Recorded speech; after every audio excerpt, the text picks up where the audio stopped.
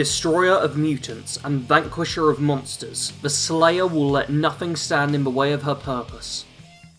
The Slayer has Strength 9, Perception 1, Endurance 9, Charisma 2, Intelligence 2, Agility 1 and a Luck of 5. Strength is very important for this build. We need to be strong enough to go toe to toe with the strongest creatures in the wastes, and this stat will help us a lot. Perception is a dump stat at 1. We don't focus on VATS-based combat, and a lot of the targets we seek out are big enough that we shouldn't be missing too often. Endurance is the most important stat for this build. We need to be able to withstand head-to-head fights against the most powerful enemies, so hit points need to be as high as possible. Charisma is fairly low at only 2 points. The Slayer has no interest in solving problems with her words anymore. Intelligence is also at 2.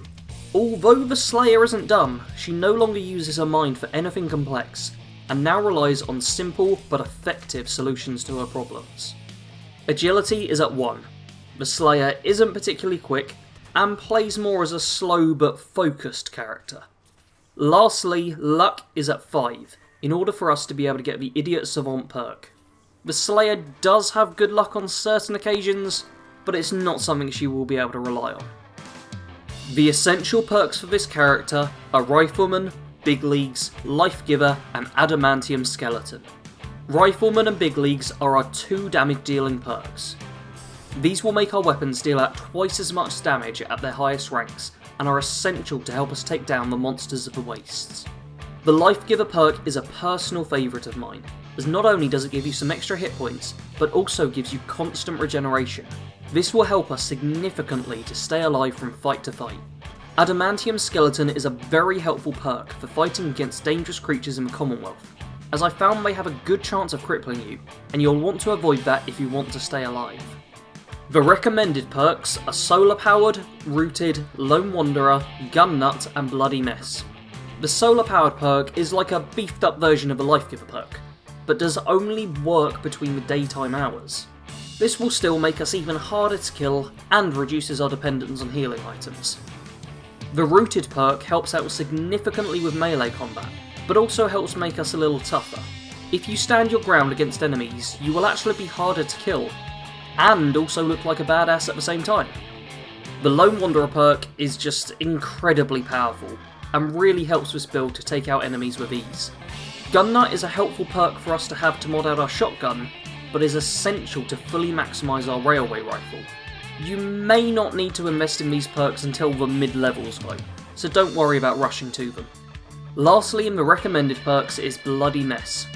The flat damage boost of this perk is great, but the added gore and violence is what gets the perk a place here. The Slayer has fully embraced the violent solution to problems, and this perk will help to simulate that. The role-playing perks I've included are Sneak, Idiot Savant, and Basher. The Sneak perk is in no way critical to the build, but it will help us to land sneak attacks, which can be what turns a fight against a behemoth in your favour. Idiot Savant represents that the Slayer is actually quite intelligent, but no longer uses her mind. It also lets us level faster, which is always nice. Finally, we have the Basher perk. We can mod out both of our guns to increase their bash damage, and with this perk as well, we can deal out a significant amount of damage with our gun bashes. Back in her pre-war days, the Slayer was a lawyer who was forced to watch criminals and scum walk free from the justice system. She became a lawyer thinking that she would be dealing out justice and putting away the worst people in the world, but instead she found that most cases didn't turn out that way, and even if they did, it wasn't long before the crooks were back out on the street. This led to her becoming disheartened with the American justice system, and she started to become complacent with her job, no longer being able to care about the outcome of her trials. On her walk home from yet another unsuccessful prosecution, a man stepped in front of her in an alley, withdrew a gun, and told her to hand over all the money she had. As she was deciding if she was going to comply with the order or try and fight, a gunshot rang out, and she froze in fear. For a moment, she assumed that she had been shot, but realisation swept over her face as she saw her attacker drop down to the ground. Looking up from the corpse, she saw a man dressed all in black, holding a smoking gun. She thanked him and asked him who he was. The man then burst out into a dramatic speech, claiming to be some sort of vigilante superhero, and said that he needed her help. Apparently someone she knew in the police had recommended he speak with her, and seeing this chance to deal out justice revitalised her passion for her work. She would carry on trying to put criminals away, but would also keep tabs on all of them, handing over any information that helped the mysterious man to find them. As time went on, she married the man. Working together had led to them being incredibly close, and she admired his passion towards eliminating evil. She was happier with her life than she ever had been before, but eventually the bombs fall. She is rushed to the vault, and not only is her husband killed, but she also loses her son. Emerging from the vault, she gives up entirely on words and technology to deal out justice, and instead decides that she will follow in her husband's footsteps and kills all the evil that stalks the wastes. The Slayer resents everyone in the world for allowing the apocalypse to happen, so don't worry about working for a specific faction. Instead, your focus should be on cleansing the wastes and hunting monsters. If you do want to side with a faction though, then I would recommend siding with the Minutemen. This will give you access to plenty of settlements and keeps you away from advanced technology. The Slayer walks alone. She doesn't wish to bring others along on her dangerous journey, and isn't trusting enough of them to let them join her on her mission. The weapons this build uses are Krem's Tooth, a double-barrel shotgun, and a railway rifle. Krem's Tooth is a great weapon to have, as it is a legendary machete mod, meaning that we don't have to invest in blacksmith to improve our melee weapon, and we can also add this onto any legendary machete you find in the wastes, adding to the power of your weapon even further. A double-barrel shotgun is a weapon we can get our hands on right at the start of a game, and will serve us faithfully right up until the end. Although you only have 2 shots before reloading, it will deal out a ton of damage with these shots, and fits the look of the build perfectly. Finally, we have the railway rifle. This is an incredibly powerful rifle that helps us to take down the toughest of monsters with ease.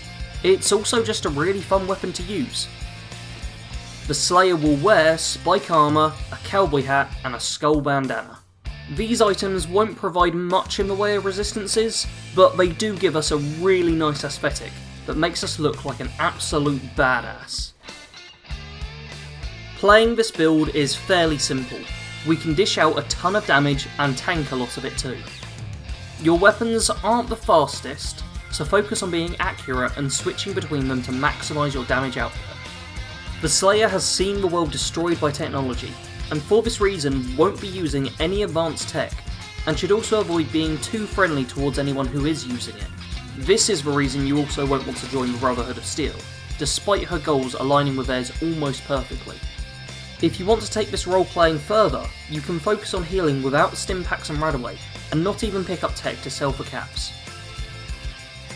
Thank you all for watching this build. I sincerely hope that you enjoyed it, and if you did, then please like, subscribe and share the video. I know I ask every week, but these things are essential for me to keep making videos as time goes on, so please help me out if you want these videos to keep being made. As always, if you want to watch some more of my great content, then click on one of the links on screen, and once again, thanks for watching.